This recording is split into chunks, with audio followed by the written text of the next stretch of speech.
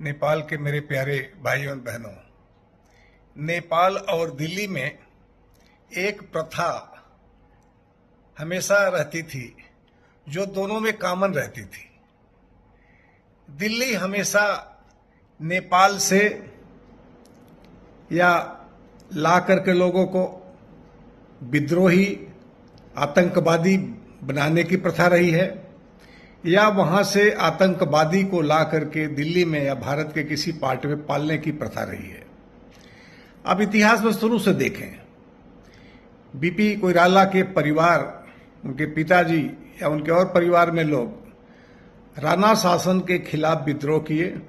जिन्हों देश निकाला किया गया तो वो बनारस में आए, बसे, और बीपी कोइराला का वही जन्म से लेकर पालन पोषण वही हुआ। बड़े होकर भी वो भी उसी विद्रोह में लग गए। वो पटना और कलकत्ता से वहां पर कांग्रेस, कम्युनिस्ट और जो माओइस्ट विचारधारा के लोग थे, उनसे शिक्षा लेकर के, उनसे ट्रेनिंग लेकर के वहां पर उन्होंने एक विद्रोही ग्रुप बनाया जो कि नेपाल में सत्ता के विरुद्ध हथियार से लड़ने की तैयारी किए। अब देख लीजिए, ये बनारस में पले बड़े, वहीं पर धरना देते थे बनारस हिंदू यूनिवर्सिटी के सामने महामदन मोहन मालवीय जी की मूर्ति के नीचे, और वहीं से उन्होंने, बीपी कोइराला ने नेपाल में शासन के प्रति विद्रोह किया, विद्रोही बने और हथियार से नेपाल में क्रांति करने की कलकत्ता से तैयारी की। अब देखिए, ये प्रथा दिल्ली की हमेशा रही है।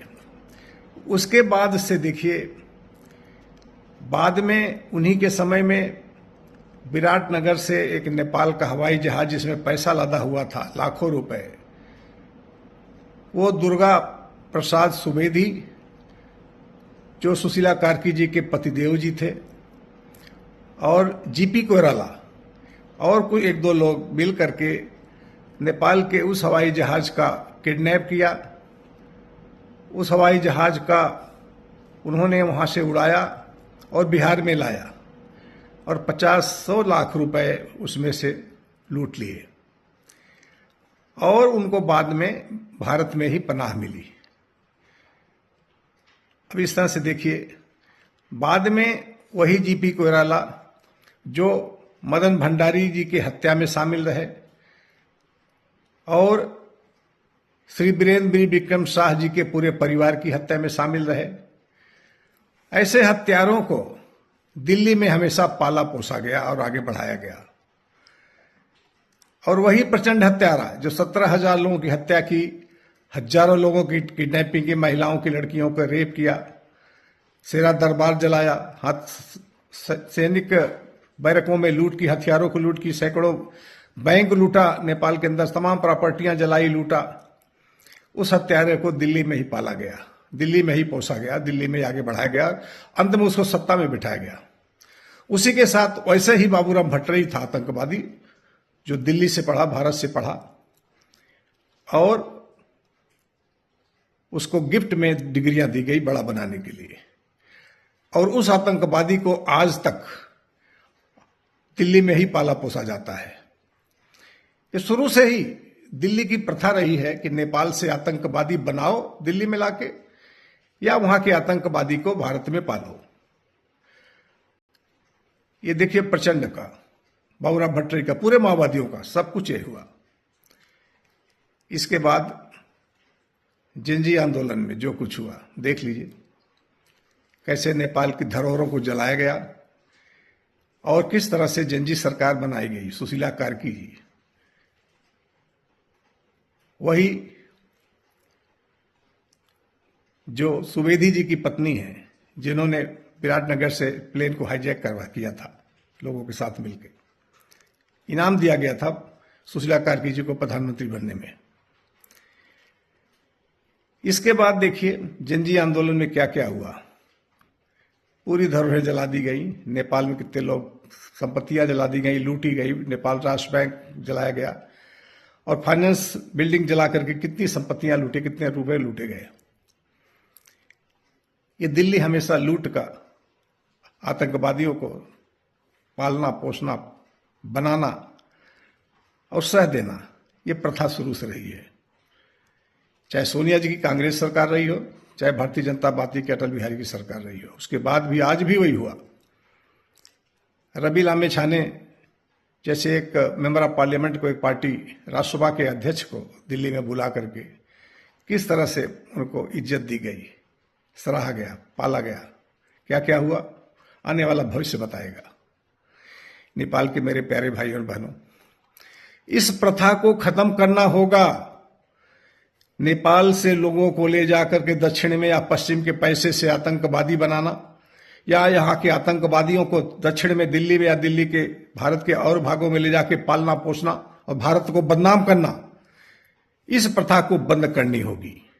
और भारत के आम लोगों को गाली दिलाना, भारत देश को गाली दिलाना, दिल्ली को अपनी ये प्रथा बंद करनी होगी। रवि लामे छाने के ऊपर कितने केसेज हैं, किस तरह से समितियों को लूटना, पैसे लूटना, वीजा प्रकरण है, केस है, जेल ब्रेक का है और इनकम से ज्यादा संपत्ति खरीदने का केस है। ऐसे अपराधी प्रवृत्ति के व्यक्ति को दिल्ली में बुलाकर स्वागत करना, यह पुरानी प्रथा का ही एक कंटिन्यूएशन है। ये अच्छी बात नहीं है। दिल्ली को सोचना होगा। अब कोई पागल नहीं है। सोशल मीडिया के जमाने में हर कोई हर चीज जानता है और अब पढ़े लिखे लोग, नेपाल के बहुत से बासिंदे, बहुत से नेपाल के निवासी दिल्ली में और भारत के अन्य भागों में रहते हैं। हालांकि वो भारत के साथ तो कभी गद्दारी नहीं करते, भारत की सेना में है, भारत के साथ मिलजुल कर रहते हैं। इसलिए भारत के लोग भी नेपाल के लोग अपना भाई मानते हैं, अपना करीबी मानते हैं, अपना अच्छा रिश्ता चाहते हैं। लेकिन दिल्ली में बैठी सरकार नेपाल से हमेशा आतंकवादियों को पालती या बनाती है या उनको पोसती है या उनको सत्ता में बिठाती है। ये अच्छी बात नहीं है। मेरा तो केवल इतना ही विरोध है, मैं एक भारतीय होते हुए भी नहीं चाहता कि भारत के लोग नेपाल के लोगों से गाली खाएं, नेपाल के लोगों से दुश्मनी हो, नेपाल का विकास न हो पाए, नेपाल का विकास रुक जाए, बार बार सरकारें बदलें, बार बार सरकारें गिरें और विदेशियों का वहां हस्तक्षेप रहे। मैं नेपाल को एक स्वतंत्र राष्ट्र, बराबर भाई का दर्जा, बराबरी का दर्जा चाहता हूं और नेपाल को एक विकासशील देश के रूप में देखना चाहता हूं, जिसकी संस्कृति, जिसका धर्म, जिसका साहित्य, जिसकी शिक्षा और जिसकी पहचान क्या है आप सबको जानते हैं। वहां की मोनार्की, वहां की राजशाही, कॉन्स्टिट्यूशनल मोनार्की की पहचान रह गई, उसको रहने दें। केवल राजा के विरोध में नेपाल का विरोध ठीक नहीं है। ये दिल्ली की जो प्रथा रही है ना, राजशाही का विरोध में करते करते नेपाल के विरोध में उतर जाना, ये अच्छी बात नहीं है। इसलिए दिल्ली को अब सोचना होगा। आतंकवादियों को पालना, वहां आतंकवादियों को गढ़ना, आतंकवादियों को फाइनेंस करना, आतंकवादियों को सत्ता में बिठाना, यह प्रथा अब बंद करनी होगी।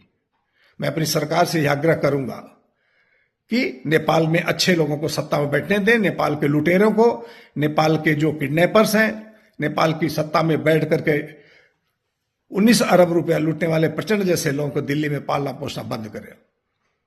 भट्टराई जैसे खूनी क्रिमिनल आतंकवादी को पालना पोसना बंद करें। नेपाल के मेरे प्यारे भाइयों बहनों, मैं आप लोगों को आगाह करता हूं, अपने नेपाल को बचाइए। अच्छे लोगों को, शरीफ लोगों को, पढ़े लिखे लोगों को, ईमानदार लोगों को सत्ता में चुनिए, सत्ता में बैठाइए। आतंकवादियों को, लुटेरों को, करप्ट लोगों को, भ्रष्टाचारियों को सत्ता से बेदखल करिए। सत्ता में अच्छे लोगों को बनाइए, सत्ता में अच्छे लोगों को आगे आने दीजिए। नेपाल के मेरे प्यारे भाइयों, आज इतना कहना था। जय नेपाल, जय भारत, नमस्कार, धन्यवाद।